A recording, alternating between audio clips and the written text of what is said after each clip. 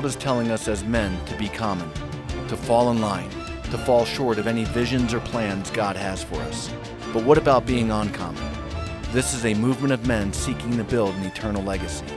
A journey of men on mission to rise above the common, to experience sustainable life change. This is Uncommon Disciple. Welcome to the Uncommon Disciple podcast. My name is Michael Bowen. With me, as always, is Jared Gibson. Hello. And back for a third time, our good friend, Jimmy Graham. Welcome back, What's Jimmy. up, brothers? What's up? What's up? So if you guys haven't heard of Jimmy, go back and listen to episode 3 and 10. Jimmy's the CEO and founder of Able Shepherd. And I'm going to read a little thing from Able Shepherd. It says, at its core, Able Shepherd is an elite self-defense program utilizing armed and unarmed tactics. Graduates become known as Able Shepherds, gaining skills that empower themselves to actively protect, guide, and strengthen their communities. Our goal is to make you and those around you safer. We do this by holding you to the highest moral, ethical, and tactical standards. And then there's a trailer in the background of this picture that says, Able Nation. Able Nation, baby. That's our 501c3. Rising up an Able Nation. That's right. Starting right here in Colorado. But I know that your reach goes way across the United States. You tell me about guys that travel in from out of town to come and train with you. So welcome back, bro. Thanks for having me, guys. Good. It's not like I didn't see you this week. I know. In the first place, so it's good seeing you again. But hey, we're going to have you on tonight to talk about something that is going to spark some emotions with some people. It's going to be controversial, and there's still discussions and fallout that have occurred with this school shooting, and it's the Uvalde shooting that took place in Texas.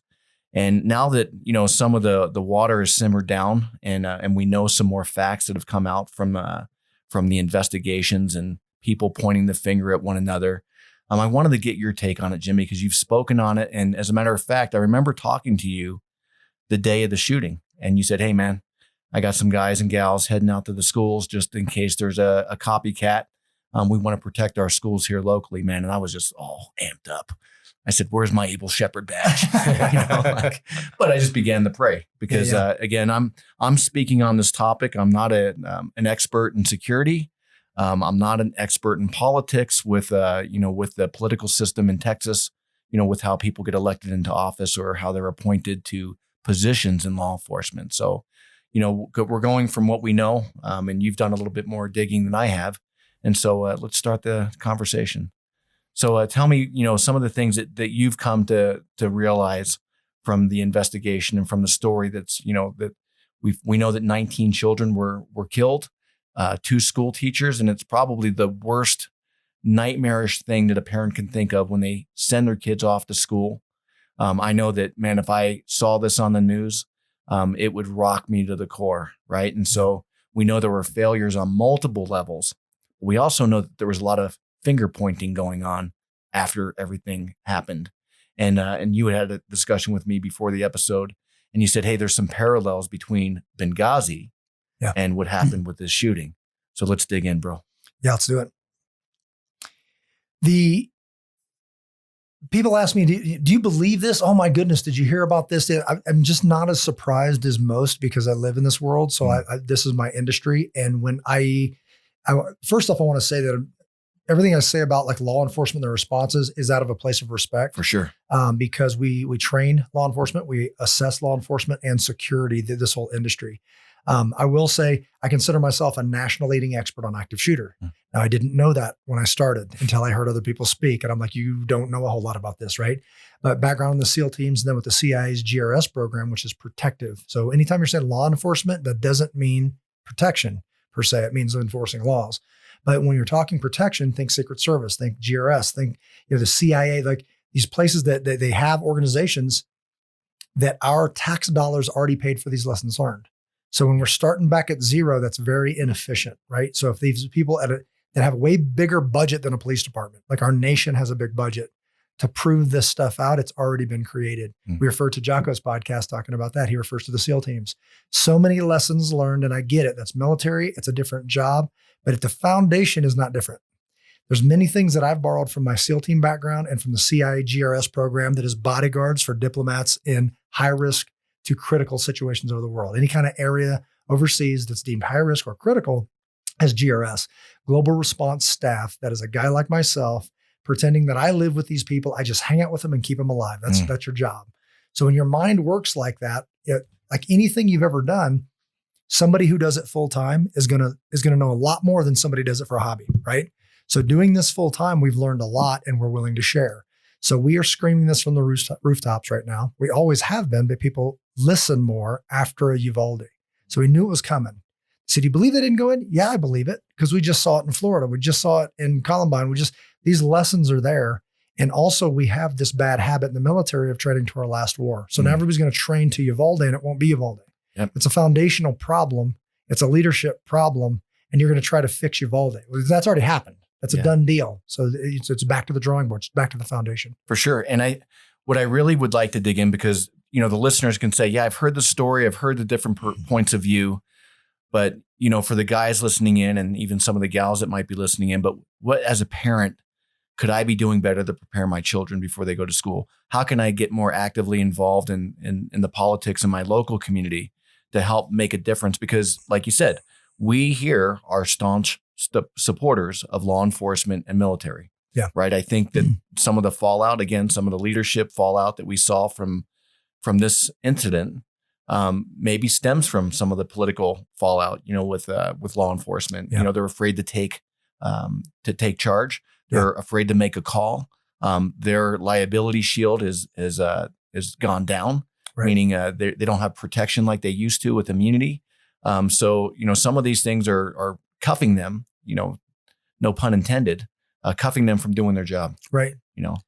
I think that is a global, let's just stay national. That's a national attack from the enemy on our boldness, right? There was no lack in boldness. We talked about the mother that got handcuffed because she wouldn't sit down and stop attempting to save her children. Yep. So then she pulled herself together. Okay, I'm fine. Please uncuff me. They uncuffed her. She sneaks in, grabs her kids, and she's out of there. Give her a gun. There's no problem with her boldness, right? Because she's like, I heard this said in a sermon one time, and it said, this guy had a fear of dogs and everything. And then some dog went to grab his kid, and he jumps in there and he gets in. He goes, well, I thought you're afraid of dogs. He goes, but my love for my son is stronger than my fear for the dog, right? Of the dog. That I'm sure she was scared too, but the love overpowered her. And she says, I am going to get my kids. You're going to have to shoot me to stop me. And then she goes, right? So you're not going. Well, I am. And people ask, well, would you go? It's like, I'm not sure why you asked permission. You know what I mean? Right. It's like, I don't want to yell at cops and do it. You don't want to hinder some kind of police activity, but when it's inactivity, I need to see my kids again. Now, all of a sudden you're in this thing where people that are law-abiding citizens saying, I can't sit here anymore, right? This boldness of men to say, I'm not asking you to go protect my child, but you might get shot. And I'm aware of that, right? But I'm going. That's the thing that I don't need permission. And one thing that really bothered me is that when a guy did show up and said, now, mind you, nobody wants to go. There's a door. If you wanted to go, I'd know because I'd see your butt walking through the door. But I don't want to go. It takes very little to convince me to stay. Yeah. So one guy comes up and he says, we should go. Are the kids in there? We should go. They go, well, the order hasn't come down. Okay, well, I'm going to go help those kids then. It means you didn't want to go because I would see you walking in there if you wanted to go bad enough. I say it this way. Everybody wants to go. Do you want to bad enough to do it?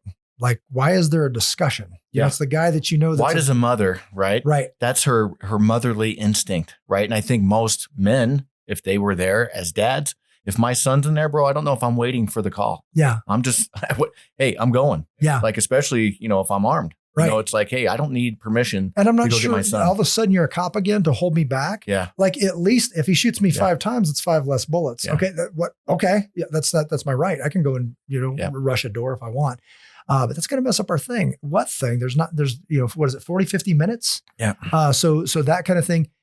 Again, does it surprise me? It doesn't because I assess law enforcement.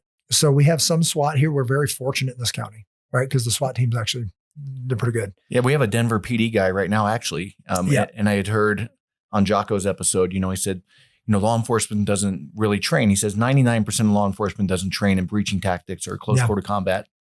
And we actually have a guy here this week who's out doing a breaching course. Yeah, I bet. And but he's SWAT, and he's probably a small minority of guys that get that level of training, because here in our jiu-jitsu academy, right, the guys come here to supplement the little training that they get on the job. Right. They pay them for themselves to come here and train because they want to be prepared for what they might face out in the street. Right. So if they're paying for this level of training in jiu-jitsu, imagine the lack of technical training that they're getting, or tactical training they're getting from weapons handling or room clearing, close quarter combat training, how to properly dismantle a situation in where one of our schools. And listen, we come from a place, Colorado is where school shootings stem from, right? We had one of the largest school tragedies in history with Columbine. So you would think that we'd have this dialed in, right? As a state, but the law enforcement I talk to here, and I'm sure that's why you sent guys and gals out to our schools. You don't have much confidence in our ability to handle a situation. And we have great law enforcement in this community, but they're probably undermanned, under-budgeted, and maybe undertrained. And so in Texas, I'm not sure, if they had that level of, training down there, but certainly just from the basic facts that we've seen, with the timelines that are coming out, you go, how does that happen? How does 2 hours go by and no one is taking charge from just a simple standpoint, just a common sense standpoint? And common sense is exactly the word I was about to say, because what does that even mean? We got to dive deeper, because what's happened is, I say it this way, the PTA has taken over violent encounters, meaning why are you even on this board? Like, some of the people making these decisions have no idea what they're talking about. So commissioners in our county have no idea what they're talking about, but they're making decisions about safety of schools, right? Let's bring in a professional. So a guy follows him down the street, this happened locally, and he's like, I was in the military, and he sucks up to him for a while, and all of a sudden he's on the board and he's running the board. And you're like, you have no idea what you're talking about either. I get it, you're in the military, thanks. And you got a bronze star, and I'll buy you a beer and you can tell me all about it, but why are you here? So these are magic words that you would understand. Show me. I can put on a black belt and walk in there and walk around with my chest puffed out. You're going to know really quickly that I'm not a black belt, right? Because it's all about shit. You can't fake it. You can't fake it in this, but nobody's looking. So if nobody's looking, you can fake whatever you want. So if you say, are you trained? Yeah, we're trained. Like a lot of these schools, I think this school, Uvalde, they just finished active shooter training. They just got certified. Okay, what does that mean? It means they talked a bunch and they wrote on paper and they turned it in and said, we're good again. But it means there must be a capability. And I've said it this way. Several schools, both the STEM school, Uvalde school, do they have a security fence? Check the box. Yes. It's a 4-foot fence that everybody jumped over, including that mom. You have an effective fence. Yeah, you got a fence. STEM has a section of fence, but a little bit bigger than that wall, that you can drive around both ways, but they have a fence. So if we ask them on a quantified test, do you have a fence? Yes, they do. Is it worth anything? It's not. So there needs to be more questions. There needs to be some kind of capability, some kind of realistic. Are the kids any safer? The answer is no. Okay, well, we just learned that in a hard way. Got it. Jared's father-in-law came in, and he's visiting from out of town, just literally right before you walked in. And we were having a conversation, and he's like, oh, so what's the episode going to be on? And I said, well, we're going to be talking about these things. And he says, at our Christian charter school, there are two armed teachers on duty that are trained. And I was like, it just brought a smile to my face. I said, yeah, well, I don't know what trained means, right? But it's a start. It is a start. That's it's exactly a start. Right, yeah. And I know that we in most of the schools here, we have an armed sheriff that is typically on duty watching cameras, and so we're a step up from some of the places that they can't afford that or haven't staffed to that. But it really, I thought, wow, if you trained a couple of teachers, to be able shepherd type of people. That knew how to respond, knew how to communicate with law enforcement and take leadership of a situation when it occurs. I wonder if that would change the dynamics of something like this happening again. Yeah, it absolutely would. Meaning that if there has to be buy-in. This guy's name was Dr. Fowl, and it's funny. He came into the SEAL teams. They brought him in. He's an older gentleman with the cufflinks and a little bit on the cheesy side for that era. But he looked professional. It's like not exactly my style, but professional. And his topic was, he was a public speaking and leadership coach. And he came in and it kind of took me aback, because these are SEALs he's talking to. And he dropped all of these amazing nuggets on people. And one of the things that I can't ever forget, I'm sure he's not even with us anymore because this is a long time ago. And he said, as a leader, when somebody says, whose fault is it that fill in the blank, you say mine. I'm like, I don't agree with that. Like if I'm not the guy that did the thing, it's not my fault, like whatever. And it took me a while of being in business to realize what he was talking about. If everybody said, whose job is it to protect these kids? If everybody said mine, everything changes. Everything. And especially the leader, like, okay, yes, Sally propped the door open, but she's done it 5 times. I employ her. She still works here. It is my fault. Yeah. If you follow that up the chain, that accountability, like the military type accountability, it's very true. And I understand now what he was saying. It's like, it's my job to protect these kids. Well, that's just it. Again, we're big proponents of extreme ownership. Jared and I helped out with America's Mighty Warriors who, they're at the event for the musters and extreme ownership. I like the principles because they're simple, easy for me to understand. They're biblical. I can tie a Bible verse, even though that they don't. I could tie biblical principles to some of their foundational principles. But one of the things that would be interesting is if that chief of police, right, the guy that was in charge of the schools, if he just would have came out and said, "I made a bad call." And we need to learn from this. Yeah.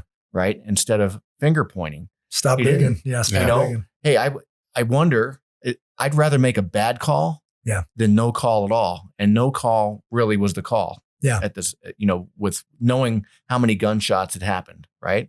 Like someone should have rushed that building early on with that many gunshots going off. Yeah. Right. Yeah. Knowing that there was only one armed shooter and you can outflank the guy, you can outgun the guy. And keep minimal risk if you've got trained guys going in there. Yeah. And I think too, it's like we talked, about Benghazi a little bit before we started, is that there's so many indicators heading up to it. Like complacency is a big deal.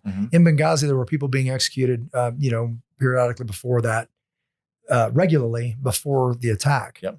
And people, you can speak to this, and for the audience that doesn't know, you were in Benghazi, right? Then we're coming up on the 10-year anniversary. I'm jumping on my motorcycle to head to the Benghazi Memorial this year up in Big Fork, Montana. Yep. That was my team; those are my friends. Yep. Like I remember all of the malfeasance, the shady stuff, the inaction around that deal. Yeah, right? So some of the things that weren't in the movie. Right. And that's absolutely right. There were people there that were pulled out of the book, that were not there, like individuals that were in charge. So when someone stepped forward, when a man stepped up and said, "I'm going, just do whatever you want.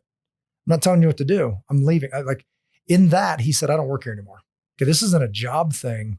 There's Americans and they need me, and they need me right now. I feel like I can help, and I'm going to go. Yep. You guys can come if you want." And some came, right? So that the mom, "I'm not asking you, I'm going to go get my kids," right? The Border Patrol, the BORTAC guy, "Not asking you, I'm going." And others go, "Me too," right? The other guys don't know that they would have went if he had not said that. To say we haven't had somebody's got to give the authority or make the call. Like what's happening right now in the middle of the circumstance, you're going to say somebody needs to give me an order. Yeah. Like if you see somebody shooting somebody, like I need an order before I engage that person, neutralize that threat. It reminds me of I was living in New Jersey when 9/11 happened, right? And that guy, Todd Beamer, do you remember the guy, Todd Beamer, who said, "Let's roll." And he kind of charged the cockpit basically. And, the plane eventually went down. Yeah. Gotcha. Right. But they named a post office after him in Cranberry, New Jersey called Todd Beamer Memorial, post office. But he made a call, right? And where, however many passengers were on that plane are stuck in fear. Yeah. He's saying, "Man, like we're going to go down. We're going down with a fight." Yeah. Right. And in this case, stepping up to make a call is better than making no call at all. Yeah. And we like that in our entertainment, right? Yeah, we do. Like any story. And then people even talk about, because, we talk about this regularly, you and I do. And then I think right now in society where we are as a nation, any good story starts like this. There has to be conflict. There has to be an underdog.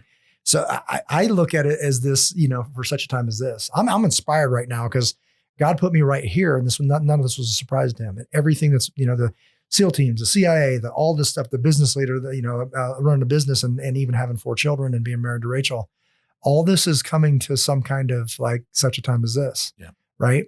That makes for a better story. And we're heading into it and people are talking about the things that, when they cross this line, I'm going to snap into action. Then they back up. I'm at this line and they're going to snap into action. Right. So it is going to have to, get to a space where people it affects them personally, then they may stand. It's just how long will that take? And, where did we lost our momentum? You talked about what do we do with our kids? My boy just started jiu-jitsu this week. He couldn't be happier. You mentioned the Jocko book, The Way of the Warrior Kid. And I told you, it's like, foundationally, I'm just hypercritical of everything. That's just me. And I was like, man, there's no real foundation as a Christian man. I don't see a solid foundation. But then I thought about it. He loves that book. For sure. I'll fill in the blanks. Yes. If that's not Jocko, that's Jimmy's job. It's not Jocko's job to raise my kid. That's right. He just wrote a book. By the way, Christian loves it. And he wants him to exercise. He wants to do jiu-jitsu. Hey, my kids all loved it. Yeah. And I had to fill in the blanks, from a biblical perspective. But hey, listen, I read a lot of non-Christian books, business books. That's right. But I never take it as a solid truth. They could be theories. It could be, and listen, for kids who are going through a hard time, it is a great book. Yeah. And I know a lot of kids in here that have read it. Did you read it to your kids, Jared? Yes. Way of the Warrior Kid. Yeah. So yeah, it does give them a little bit of a, if a kid's being bullied or, they're going through some difficulties in life, at least it gives them something, as a foundation versus like just staying in that, that fear or that isolation. Right. And that's where, you see these kids starting to puff their chest out a little bit. But even we see that in jiu-jitsu with kids who haven't read, any of those books. Yeah. But giving the kids a spiritual foundation. And we talked about this as well, that at the very root of the issues that are going on in the world, especially, with the shooting, there is a failure in the home. Yeah. Right. At the family foundation. Right. So families are being ripped apart. Kids are being isolated. They're being, entertained by violence. And I don't mean the violence that we grew up with. Right. I remember being out in my grandmom's backyard in the woods, making makeshift bow and arrows and spears and, chucking them at our friends. Right. Like that was our level of like playing war in the back. Right. Not like actually, killing people and becoming numb to it on a video game. Right. And so we see depression, we see mental illness, and these are all other avenues of discussion. Right. But at the very root of the issues stems a spiritual void and vacuum. That's right. Do you agree? Yeah. Yeah. And it's exactly right. If you pull goodness, God out of your life, evil will fill it. Like that. It's like if there's a vacuum, when you pull this out, this other thing comes in. For sure. So the second you pull, Christ out of schools, goodness, light comes out of schools, then darkness seeps in, right? And we don't like that. Well, that's the consequences. We don't like accountability anymore. Yep. So when you make our decisions that we've made over the years have consequences, and we're living them. Right now, it blows my mind. I can't even fathom this. Saying there are companies, I just saw a list of them in my Sunday service, right? If you want to kill a baby, we'll help you fund it, right? Like if you want to kill a human being baby and your state now says, due to Roe v. Wade being overturned, all these companies will proudly pay for you to go murder a human being. Let that sink in, right? Listen, shouldn't that have consequences? Our leader got up on his podium and said, hey, if you can't get an abortion where you live, there's no federal mandate for you to be able to not travel to a different state that can provide that. And that's coming from the leadership of our country. Yeah. Right. Which doesn't make sense to me. Right. Just from a common sense. Yeah. Right. We want to restrict gun rights because they kill people. Yeah. But we don't want to restrict rights for people that want to kill little people in the womb. It doesn't make sense in my brain. Right. Yeah. But for some reason, the same side fights for that same right. Right. Let's enact gun rights, take guns away from people because they kill people. Yeah. Right. But let's allow abortion, which is really the murder of unborn babies, right? And make that okay to do. Yeah. Right. So there's no middle ground here. You can't have it both ways. Right. Right. And that's exactly, and it's funny to me that like Christians are the most surprised by this, right? Is it Isaiah 5:20? People will call evil good, yes, and good evil, and bittersweet, and exchange light for dark. For all sure. of that. This must happen. This is not a surprise. We know this is going to happen. Yep. It must happen, right? Really what I'm in charge of is Jimmy Graham. So what am I going to be doing while this happens? So am I going to invest in my children? You bet. Am I going to take a stand? You bet. Am I going to model this so that others can see how to do this? Absolutely. Yep. Why? Because it's all I know to do, because I'm a Christian man and my job is to take care of one another, right? That's right. So love one another is, yes, it's a concept. You get more specific, it means take care of one another. But in the most violent, dangerous time in our lives, we know this is coming. They want to take away our right to defend ourselves, our ability to defend ourselves. That's a scary thing. But it doesn't mean I won't do it. Yeah. It kind of woke me up to kind of like a lot of what was going on when we first moved out here, and we had our kids in a school out here, and they had their teachers were going through armed training, first shooter response training, and a lot of the teachers actually they had biometric security, but then the county came after them. They kicked them out of the city. And then they ended up having to leave, and they actually ended up going to practically like a city council, and all these people showed up talking about gun violence and how unsafe it is. But there never was a conversation about what the teachers were actually trying to do. They were trying to stop what happened in Texas from occurring at that school. Yeah. And everyone kept talking about all the what ifs. And then they always throw the statistics of, what if a kid gets a hold of it? But a lack of education, first and foremost. But then it just blew me away that, what we were just talking about, that we can talk about ending an unborn life, but yet teachers can't protect the students. Yeah. It blows my, I don't get it. And I wonder how many people, and this is just something that's been a topic at my Bible studies and such with these men's groups, is, what a Manchurian candidate is? Yes. It's just a Manchurian candidate. It just means you're working for evil and you don't even know it. Exactly. Right. So they're working for the other side. How many people are doing this, and how many kids are and we're mass producing these kids, by the way.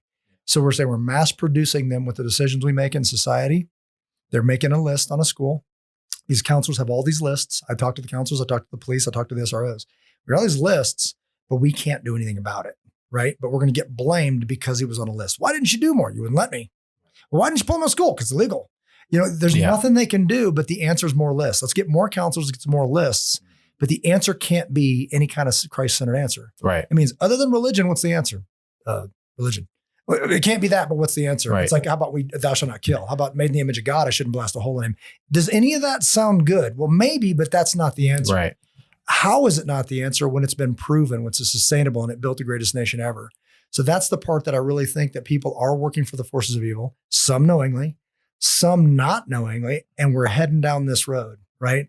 So what can I do about it? Is they say, your lies don't live in me. Right. I'm going to go do this and you can watch. Yeah. And if enough people did that, we'd be in a better world. Yeah, one of the mothers was quoted as saying after the incident that she doesn't want her son to go to school in America anymore, right? And I know there's a big push right now for a lot of my friends that have podcasts or have a social platform. They're big proponents of pulling your kids out of the public school system and homeschooling them, and there's a big drive for that. But we know that for some parents, I'll just say it's not feasible. The logistics just don't work. It just doesn't work. And so let's dig into that a little bit when we come back. Yeah. All right. We're back with Jimmy Graham. And Jimmy, we left off with there's a big push on many platforms for parents to pull their kids out of public school, and a push for homeschooling your kids. And I'll just say this for the decision that Song and I made. One of our sons does go to public school, and here's why we made that decision. We're responsible for the raising of our son, right? So even though he may be influenced in public school, and what happens when he leaves public school and goes to college or goes out into the world? He's going to be influenced spiritually all over the place, right? He's 15 years old. We do a good job with deciphering what is coming into him, right? And helping him separate the truth from the lies. And I have no problem right now at this point pulling him out of public school or keeping him in. Right. I could go either way. Sure. 2 of our girls are homeschooled. We have them in an online university, and they're going to probably have an associate's degree for college by the time they finish high school. But that was a decision we made for these 2 because of their personalities and the way they operate. And so they help us with the business here. I mean, there's all kinds of reasons. We love it. Yeah. It gives us freedom. I actually don't like keeping my son in public school for the simple fact that it doesn't give us the freedom to go and travel and do things as a family that I want to do. So, even his football schedule is messing some things up this summer. And I'm going, gee whiz, man, like, I don't even want you playing football. Like, cause I want to go camping. I want to go hiking. I want to do all these cool things. And you have football camp, but let's talk about that a little bit where, there is this push by many people to pull their kids out of public schools. One, with this mom, she's afraid of safety, right? But from a political standpoint, a lot of parents that are, that lean right or that have a strong Christian foundation are really concerned about the influence that their kids are getting in school with with the content. So let's speak to that. So there's a lie that's, they call it the separation of church and state, which is, it's not what that is, right? If you look at what that actually is, it's not in the Constitution, but they've taken that. It annoys me that everybody knows the truth about that. Most people know the truth about that, yet it still stands, right? What schools are is Jimmy Graham and Rachel Graham have an idea for these children, and we pay taxes, and the school system is supposed to partner with us to help mold these children, right? But if we're working against each other, if they're working against what I believe in, then they should be at school. I truly believe in a voucher system. I believe people say, well, everybody likes coming up with reasons why it can't be done. But if it turns into some kind of competitive model, you're going to see schools that are flourishing. People are like, man, I wanted that school, but it's full. And then the hand that controls the money is going, why is that one so sought after? Well, because it works. This is sustainable. It's safe. The kids can go there and they've got a future and all that stuff. And then why is that one so jacked up? What's a broken model, right? But if you want to mess something up but good, give it to the government, right? So it's already become this thing where it's a place to just go and hang out, whatever. It's just broken on all levels. So there's an amazing movie out there that was just made by some friends of mine, Jonathan and Deborah Flora, called Whose Children Are They? And it's a disgusting movie. What is being taught in our schools today is horrific. But what happens if you pull your kids out and say, you know what, I can't stand this anymore. I'm pulling them out. I don't want to fight to make schools better. Not even one, not even all. Some say, let's just do them all at once or nothing. Like our superintendent here says, let's make them all. I don't believe in a voucher system because we should make them all better. Well, that hasn't worked at all. So we need to start saying, give the parents choice. Trust me to know what's best for Christian, for Rebecca, Sarah, Christian, and Eden, right? And then let me make that choice and it'll figure itself out, right? That I believe needs to happen, because if you pull them out of that school, it's not like you're going to refund. Okay, here's your money back. Here's your tax money back. They're going to say, oh, less kids. We still make the same money. We get the same money in a bucket, but their kids aren't here. That's that nobody got punished there. It didn't sting bad enough. So something, and now the burden on you is that you're not going to make the income because somebody's got to raise the kid. And it's just all this, even if it's just quality time that my wife spends with them. No, now she's got to be a teacher as well. So it's just a broken model. So I think to start with that is saying, what are you going to do with your children?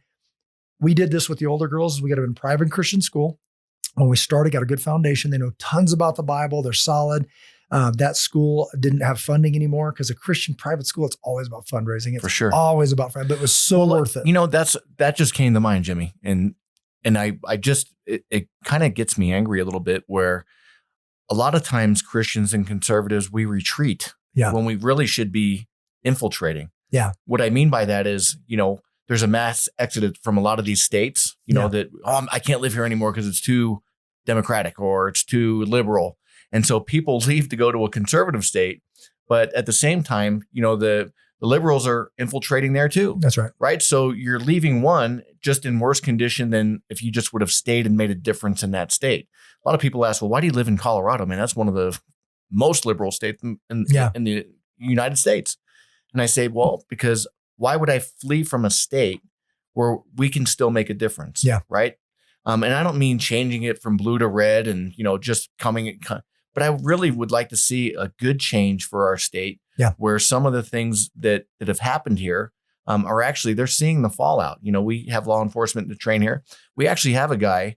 I know many law enforcement that have left law enforcement because of what's happened since like George Floyd. Yeah, absolutely. Right? I know guys that are going into the department, good guys are going in because they say, I feel called to go in there and make a difference. Yeah, I want to be the difference maker. So even on, today was election day, right? Go in and run for office. Go in and run for these school boards. Go become a school teacher if you have, a strong foundation and make a difference on that level instead of fleeing and pulling your kids out. So that's where I feel like. Absolutely. Absolutely. Like you want to be dangerous in a good way.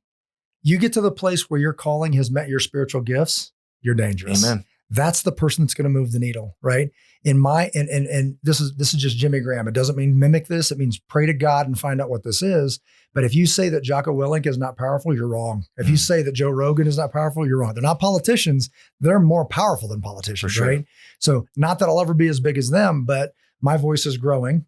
And I believe I'm not going to ask permission and I'm not going to play political games, right? I'm not saying don't get political, because I don't even like saying the word political. I like saying policies that govern our lives. We need to get involved with the policies that govern our lives. If you're a pastor and you say, I'm not getting political, I'd say stop reading your Bible, because that's one of the most political documents ever, because that's the policies that govern our lives is what the Bible is, right? So when people stop asking permission, they get to a spot where their calling and their callings and their spiritual gifts have met. You're going to see an explosion. You're seeing it right now in your life, in my life. We're seeing these things happen. And now you're saying, wait a minute, people are watching us. If more people did that, and this is everybody, I don't think crazy people think they're crazy, and I don't think destructive people know they're destructive. So this is the way that Jimmy Graham checks himself. Okay. I would say, did you hear about the lady that was at the pro-life thing? She had a bunch of baby dolls tied on a rope and said, whatever, I killed the babies, whatever. Mm-hmm. Let's take you. If I made 1 million of you, is that a world I'd want to live in? Yeah, I think so. I'd be safe. I could own property. I could defend my family and my wife, and I could go out and make a living, and I could praise my Lord, right? For sure. You don't want to live in her world. There's no rules. There's no order in her world, right? It's all me, give me, entitlement. It's not sustainable, right? So God didn't mess this up. He made a sustainable model and he showed us, but we left it. And when we left it, there's consequences, and now we don't like it. It's like, okay, you don't have to like it. It's just the truth. Yep. So that's where I think that it is when people find their feet and they say, I'm done asking permission. I know what's right and I'm going to go do it. I'm going to go to move the needle. And instead of saying, what can one man do? Start saying, try to keep up. Yeah. One of the things that, I always get a beef with is like a lot of people will look at other states and complain about a particular politician or whatever. Sure. But then it's like, yeah, well, you don't live in that state. You don't live in that county. You don't live in that jurisdiction. What, like you can be like upset about it, but what are you doing at your local level? Yeah. Change happens at the local level. It doesn't happen in a state you're not in. Yeah. Yeah. Well, that's where people will complain, but they won't take action. Right. I'll tell you, I went to the voting poll today and it was pretty empty. Right. And I'm thinking to myself, why isn't this voting, with as many people that live here in Douglas County, why isn't it being overrun by people that should be voting right now? Yeah. Right. But there'll be people complaining about this election. Yeah. You watch. But I would challenge them. Go check their voting record. Yeah. Right. Did they vote? Did they step up and step out and make a difference by voting? Complacency kills. It does. Yeah. Oh, well, I'm never going to make a difference. That's what a lot of people's excuse is. Right. Or I'll just stay home and pray about it. It's like, well, be a doer of the word and not a hearer only. Right? Well, you mentioned the Florida thing. If I'm going to move, I just went to Florida for vacation. Yeah. Right? Beautiful place. If you're going to move to Florida, but do it from a position of strength. Yeah. If you're running to Florida, one, you're going to run out of places to run because Florida's under attack too. Two, you just proved you're a runner. Do you think they want runners in Florida? Do you want a bunch of runners and your kids saw you do it? You know what I mean? So now you're like, now they're coming for us here. Now there's nowhere to run. So the only thing is that now for the past 10 years, your kids look at you and say, you're a runner and you taught me to be a runner. That's not sustainable. That's right. Instead of, and what we tell Caleb is you'll never get in trouble for walking out of class for something that you don't agree with. Right. I'm never going to punish you for cutting a class. Yeah. That if something's being taught that doesn't align or you can't have a voice with it, you come home and tell dad. Yeah. Or, hey, dad, I need a ride home. And it's not like I'm encouraging my kid to cut school. Yeah. But he should be able to have a voice for himself, just like everyone else has a voice, for what they're trying to teach. And not bashing on all schools. Our school, we're very fortunate to go to a St. Classical Academy. I'll give them a shout out because it's an amazing school. This is the way this is supposed to work. My daughter got in trouble. She came home and she says, hey, Dad, we're supposed to do an exam. I'm not doing it. And I'm like, what do you mean you're not doing it? You're totally doing it. Whatever. So that was my first thing. Yeah. But I go, but explain that. And she explained it. And the more she's talking, she's been punished. All the class has been punished many times for a couple boys acting out. And I'm like, this doesn't sound right. So like, okay, well, if you're not going to do it, you're going to write the email. So she writes the email, says, I'm not going to take this thing. And I don't think it's right because they're doing it and I'm a good kid. And she gets made fun of for being a goody two shoots because she's just trying to be good. For sure. Right. So we end up having this conversation of, Rebecca, you stand for what's right, even if you're standing alone. But let me tell you this, as long as I'm alive, you won't be standing alone. That's right. She goes, what does that mean? It means that you do this and you might get an F. And that's when dad shows up at the school. I got have the your discussion back. And we might lose, but we'll be together. She starts crying.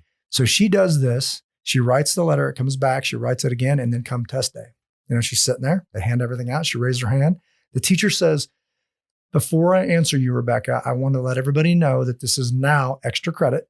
The people that were the problem have been dealt with. So if you want to do it. It'll be extra credit. And if you don't, then no. Because my daughter spoke out. So she ends up later not only admitting she was wrong, the teacher just checking herself and said, this wasn't right. She writes her up for this Valor Award that I have since etched in steel that sits on her desk. Because it was a thing that says, that whole thing of like, it says in there, she has the courage to step out for what is right and correct adults, even me, her teacher, like this thing. And that is a prized possession on her desk. And that's exactly what she needed to hear is I got you.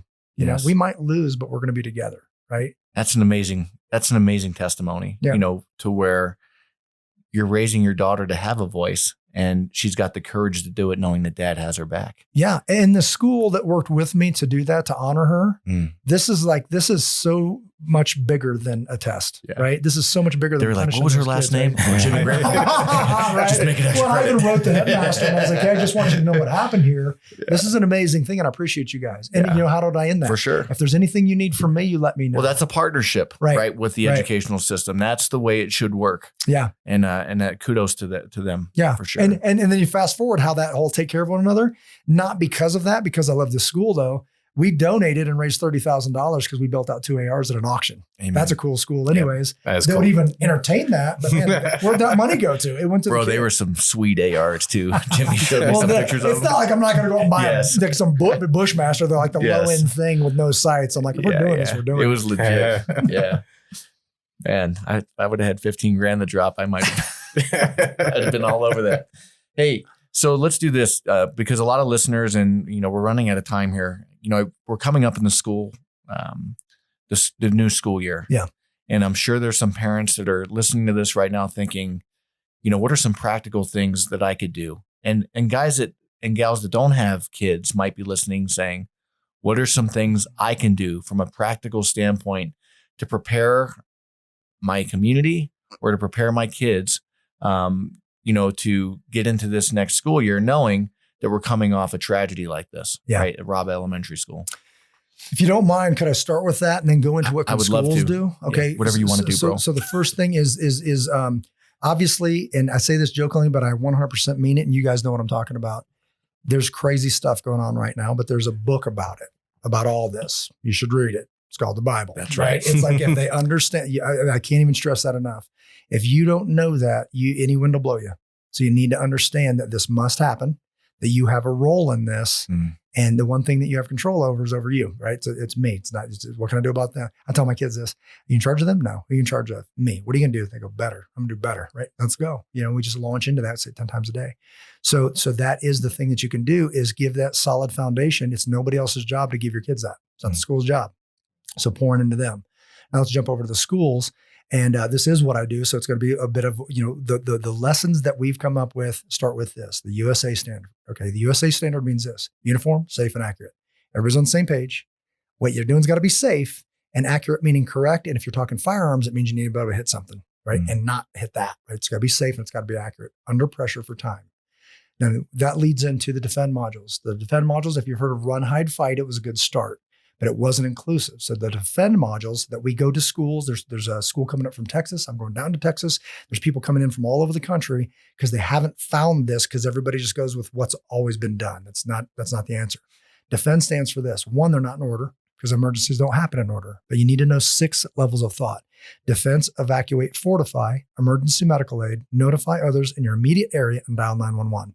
If you don't understand those 6 concepts, you're starting broken because somebody, It doesn't mean it's a magic thing and it's all going to work for everybody. It means for this person, they might have to fortify and stay put, but the door should be fortifiable. It shouldn't be easy to get into. Yeah. Somebody might have to evacuate. Well, somebody else has to physically engage because that's the last hope they got for life is to actually physically fight.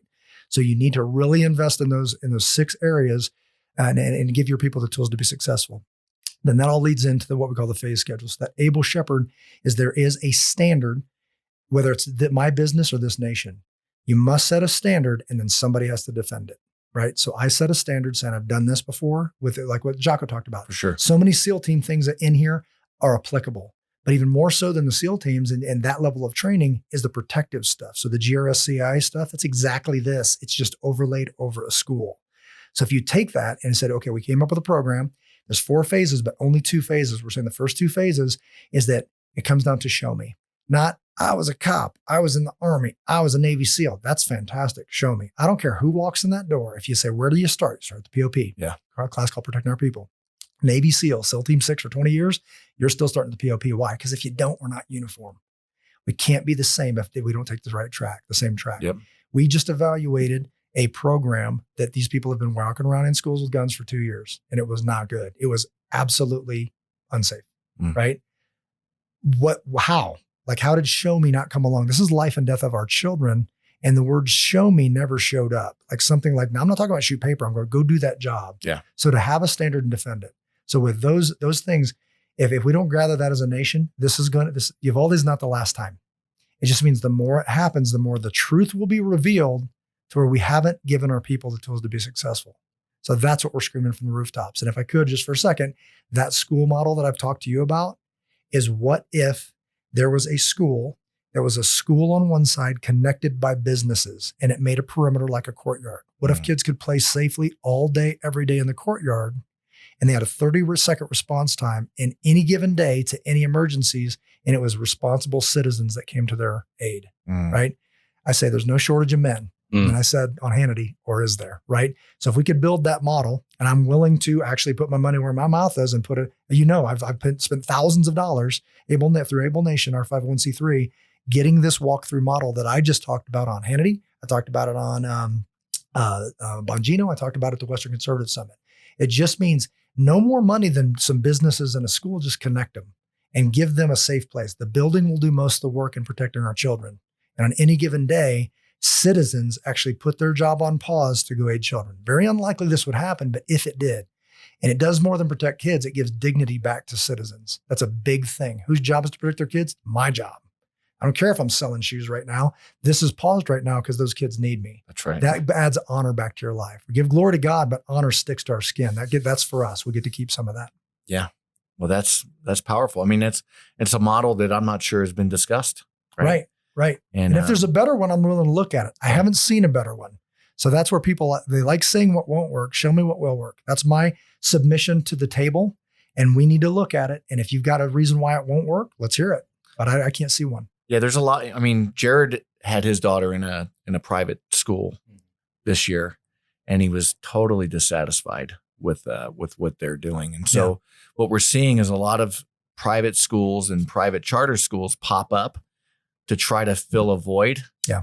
But there's no real sustainable model and no qualified or quality of teachers and support for these schools. And so that was a little bothersome to you, wasn't it? Yeah. This year. Yeah. I mean, just like the lack. Not even from a safety perspective. Right. We can get to the safety perspective, right, for this place. But there was also just a lack of organization. Yeah. Basic fundamentals that you would think a school would need to communicate.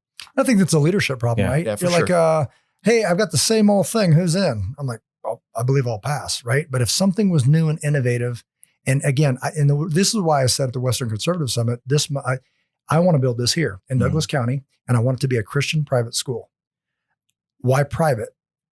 Because there's all the red tape. It must be private, or else you're never get done. Why Christian? Because I don't want to start broken. Yep. If you want to start broken with all the mess and lies, okay, but that's only going to end one way, right? But if you start with a solid foundation and say, this is built on truth, who's in? You're going to make good money.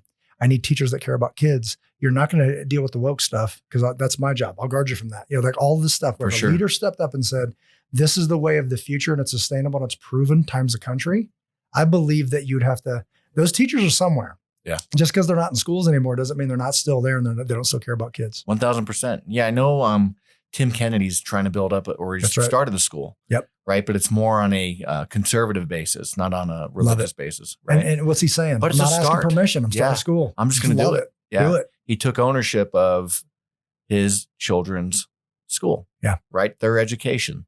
And because of his name, I'm sure he's got a lot of funding for it as well. Yeah. But I wonder how many Christians would step up to fund something like this, Jimmy, right? Like I'm thinking, I would love. Yeah. But a lot of times Christians think things are a good idea, but they don't put their money where their mouth is. Right. Yep. And justify it through stewardship or whatever other excuse they want to use. Yeah, it's a great idea. Great idea. Okay, let's fund it. And then you don't hear from them again. I was just on Stephen Tubbs on the radio on the drive at 5, coming home, and I threw it out there. I'll throw it out now. I'm talking to architects right now. And one of them at the Western Conservative Summit came up to me and said, hey, we build prisons and they're trying to be softer and schools are trying to be harder. The answer's somewhere in the middle. And he goes, when I saw that's it. Yeah. That's it. So if we can talk about that and get this started and funded, again, I don't have to own it because that's what everybody's like, I got to own it. I just gave it to the nation. And I said, if you beat me to it, I'll buy you a beer. That's what I was like, how many let's go. Come on. How many churches in the United States right now have perfectly good buildings? That's right. That raise funds. That's right. For a bigger building. Yeah. Right. But like millions of dollars. No problem. Right. Yeah. Right. But for something like this, where, hey, we want to make a change for the next generation. Yeah. We want to make a difference for the next generation. Well, I'm looking at a building tomorrow morning, and no pressure, Jeff, but I'm talking to my pastor. I'm having breakfast with him tomorrow, brother. I'm trying. Like I said, I'm screaming from the rooftops. And I'm willing to put my money where my mouth is, sign whatever needs to be signed and prove this. Because if you prove it to the nation with a model, I said, let the moms do the rest. Yes. Right. You show them this works. We got healthy kids coming out of here. It's a sustainable model. And whose job is to protect them? And everybody at the same time says, it's my job. Roger that. Let the moms do the rest. Yeah. That's a good point. So let's get into something practical. For what do you say to your kids before they go to school? Do you have a plan? Right. And I say that to say, because a lot of people think that because Song and I are military, right? Because she's a former Marine, right? I'm a little bit more laid back Navy guy, right? But they think, man, your wife must have it dialed in with a checklist. And I mean, she's got her dish duty and stuff, but we don't necessarily have a checklist before the kid, before Caleb goes to school. Or even I think what frustrates me a little bit is our 2 girls are sleepers, right? And so me and Caleb were up at like 6 a.m. right? Yeah. The girls 9, 10 o'clock in the morning sometimes, not all the time. Yeah. Right. So if my wife's listening, she's like, no, that's not true. Sometimes I'll come home and at 10 o'clock, everyone's still sleeping. Jared's laughing because that happens at his house. Oh yeah. Right. But I love it. But before Caleb goes to school, I don't know if I've had that talk with them. Hey, bro, if something goes down. Yeah. Now we've had it in general when the kids were in middle school. Hey guys, if something goes down, here's what to do, X, Y, Z. Regardless of what the school's telling you to do, here's what dad's telling you to do with your cell phone. Yeah. Here's the people you're calling in this order. And these were just things to help me feel comfortable. And we lived within 10 minutes of their school, which is another thing, right? I don't know how far the private Christian school. So if one of your girls said, hey, dad, like something's going down here. Is it taking you 20 minutes, 30 minutes? I'm coming. But so I've got people. So they're at a charter now. It's not a private school. That was when they were younger. Yeah. But I have a very close relationship. I'm on the safety, what do they call it, task force. Yeah. And we get to, talk to them. I train the school. Do you have able shepherds right around the school? Absolutely. I've got guys that are literally working the business next door. We didn't plan that. I didn't plan them. They just were there. And there's people that could beat me there. But my kids don't have phones yet because we're trying to drag that as long as we can. But as far as the school, just like you alluded to when we started this, if it's a high risk something like that just happened, I'm probably outside anyway, right? So we only had a few days left after Uvalde. We just need to finish the school year. So there's a thing that the copycat thing is very real. For sure. As you know, we did have, while we're standing there, I've got guys posted, whatever, and we're doing it. We're responsible. We are outside. We're doing this. They asked us to be there and we're not making it big. I'm not out there with an AR and trying to say, look at me, look at me. I'm just saying, this wouldn't be a good day to mess with this school, right? Yes. And otherwise, I'm out here talking to my guys. We're not messing with the teachers, playing, slap and tickle with, the churches and schools. They get the wrong people And now all of a sudden there's inappropriate stuff going on. So they throw it all out For and sure. call it bad. That's just not, that wasn't a good try at that. So to be respectful and say they're running a school and to be out there, I might be out there with my friends already. Like they'll see me and my guys love it, by the way, when they come over and hug them like, hey, Mr. So-and-so, and they hug them, good seeing you and all that kind of stuff because they know it's my dad's friend. We're both ways. My kids see that there are grown men that will give up their own time to come stand here to keep them safe, right? So they figured it out. Something's probably going on national, at least locally, because dad and his buddies are here. Yeah. The other thing it does is gives them dignity. My guys have this dignity of saying, I'm protecting innocent life. That's a big thing that we need. We need that in us. So if we talk about like when we're going to school, and this is like so probably not what you would think, I love that I get to take my kids to school. It's just a space in my life. For sure. My classes start later. I love that I take them to school. And this is how it goes. We wake up in the morning. I get the kids up. I carry the boy down. He's almost too big now, but his toes are dragging on the hallway, like that kind of thing. But I still carry him down. And then I have a little moment with him, let him wake up slow. The girls, I tell them to get up, they get up. We all come downstairs and there's a countdown. Like I've got a series of alarms. The first one is wake up. The second one is jock up. Cause like after that one, the next one is to load up. And then we get in the car and we also take other kids to school. So they meet us out in the driveway. We get in and I say, sound off when you're buckled. And I hear all these names, Rebecca Buckle, Christian Buckle, Cambria Buckled, he's a buckled. And I go rolling and they all go wheels up and I punch the gas and we fly out of the driveway like every morning. Then they get to pick, I either pick music like 80s music or whatever, or they introduce me to some new music all the way. And as we're pulling up to the parking lot, I say, what are we going to do today? And even the ones that are a little older and they don't want to do it, they all say something like, stand up for Jesus, stand up for yourself, stand up for others, make it a better day, choose light over dark, be the example. And everybody does it, or just aces, meaning I'm going to go for A's today. Yeah. And then we pull up and I say, these aren't even my kids. And I say by name, love you, Becca, have a great day. Love you, Christian, have a great day. Love you, Sarah, have a great day. Love you, Cambria, have a great day. Love you, Champ, have a great day. And they all get out and they leave the car 10 foot tall. Right. Man, that is awesome. Hey, dude, I wonder if that would work for going to church. I know, right? Because I usually leave my family at home, dude. And I'm like, I will meet you there. By the time my wife is finished getting her stuff done and the girls are just like, I'm just about to lose my mind, brother. Yeah. And full transparency, you add Rachel into that deal, it all falls apart. There you go. Now it's like you're not rushing mama, that kind of thing. Exactly. But for the kids, I'm still for this. Unless you want to be life. scrapping on the way to school. Hey, this moment in life, we're gonna come right back with final thoughts and it's awesome to see you, bro. Love having this conversation. We're back with Jimmy Graham, and we're at that time where we will do our final thought. And we had some off-air conversation about how to roll this out. And you had some final thoughts for some practical things that parents can do or think about. Just even having thoughts or discussions with your kids before they go back to school. And you said, hey, even in your home. Or I said, hey, even when you go to the movies, do you have a plan when you go? Do you even think about these things? Do you think about security? Do you think about threats? Do you think about what happens if?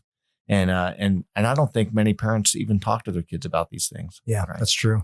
I think that, I know that any part of this where you invest in yourself and the safety of your family, yourself, your family, and others, it's not just for school. It's for home. It's for your business. It's for your church and all that stuff because it travels with you, right? Sure. So if you're that person, I've said it this way, there's red dots. You can go on a website and look up all these red dots that are all these predators that live out there. There's also green dots. You're not going to see them, but if you walk into Chick-fil-A and I'm there, it just got safer, right? Mm-hmm. Like if your wife's shopping at King Super and I walk in there, no one will ever know it, but she's actually safer because I'm there and vice versa. For sure. Right? That's the way it used to be. It used to be take care of one another. That's our motto. Take care of one another, not just take care of me and mine. I just left the shop and I had a good conversation with a guy saying, a buddy brought up a point and he said, just get my family and get out of there. And I go, there's no shame in that if that's all you have, right? I, however, feel like I'm gonna have to change this wristband. Take care of myself, take care of just my people, or take care of one another. It means if I think I can add value and stop the threat, I might go back in there. That's probably what's going to happen, right? So that's a healthy thing. So I think if we're talking about this mindset of take care of one another, could you protect your family? And that's just an honest question. And if the answer is no, then maybe look into that. For sure. Right? That defend modules that I said, that defense, evacuate, fortify, emergency medical aid, notify others in your immediate area and dial 911. Let's apply that to my house. Do my kids know where to go if my house is on fire? Yes. They go down the street to my neighbor's house that they play with. He's the lieutenant of the fire department. We've done this drill many times. They know exactly where to go. So if I go there, house is burned to the ground. Where's my family? They're not here. I'm driving right over to Brett's house, Brett and Natalie. Yeah. And they're going to be there. Why? Because we already planned for it. Right. So those are things that we can do right now is one, like we talked about in scripture, just make better people, man. Like if you're a train wreck, you shouldn't be running anything. You should start with working on you. Right. And if you are one of those people that seems to have your stuff together and there's some strength left over, why don't you leave that to somebody else? Right. That's such a healthy place to start. And back to, the practical thing, situational awareness, this safety culture is what I call it at a school or a church. It's everybody's job. It does not mar my kids or mentally scar them that I sit with my back to the wall and facing the front door. And Rachel sits the other place. We back in everywhere we go, right? That this is just the way they do it. Like if we cross the street, they're touching me for sure because I don't want them hit by a car. So don't tell me it can't be done. And I told people, don't talk to me as if I'm not a father. This is what I do all day, every day. My kids are training for emergencies, but it's fun and they don't even know it, right? So these things, it's my job to present good examples to them. And it's my job to prepare them for an emergency. I'm not weird about it like you might think, Navy SEAL guy, whatever. And this is example, starlighting here in Castle Rock. Thousands upon thousands of people. It used to be that I was weird Navy SEAL guy. And every time we got out of the car with these other families, I'd go, you see that flagpole? If anybody gets separated, we meet at the base of that flagpole. No, for sure. Now other families poke their heads and go, what's going on? Hold on. Is there a brief? Bring it in. Bring it in. And now they want to hear it. Why? The environment changed. Yeah. Yeah. I have some weird thoughts, dude, because I used to travel a lot and I always thought, what if like a national emergency goes down and I lose comms with my family and I'm, 1,500 miles away. Yeah. Like I haven't told them like, hey, this is where we need to be, right? Yeah. What if they have to evacuate or go somewhere? But it's a weird thought that I've had at some point, like in my travel. I don't think it's weird because what you said when you first said that, I was looking for the words. Yes. What if? Some people live a life of what if. Yes. Why? Because what you're really doing is looking out for other people. Yep. What if that happened? What if that car veered over here? What if? Those are the people that actually call mavens from the book Tipping Point. It means I learned a thing and I want you to know it so you're better off. For sure. If there were more of those, we'd live in a better world. Yeah. Yeah. Now I'm just going to tell them to go to Jimmy's house. Come on, man. Let's do it. Good. Anything, Jared? Nope. Nothing. Nope.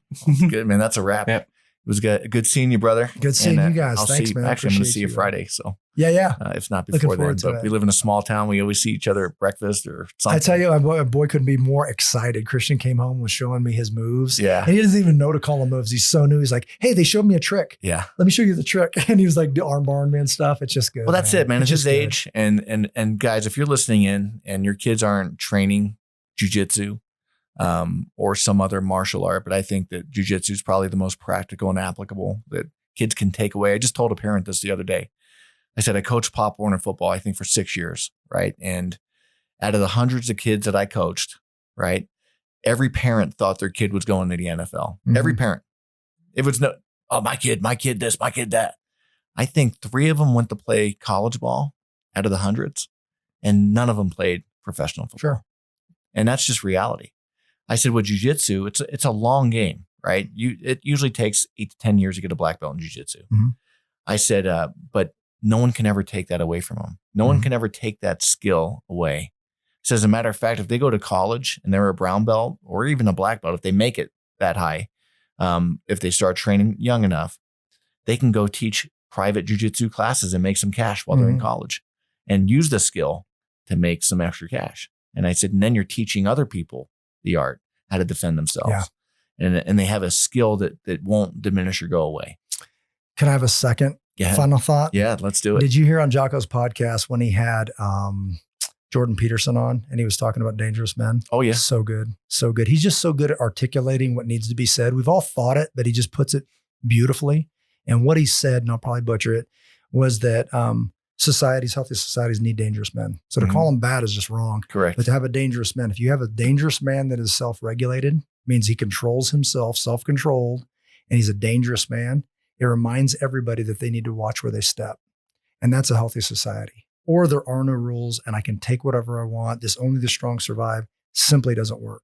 It means if I'm stronger than you, I can have your wife, like that kind of thing. Correct. People go, wait a minute, I don't like that part. Well, you liked it when you thought you were strong and then there was somebody stronger. Yep. Again, not sustainable. So invest in those dangerous men.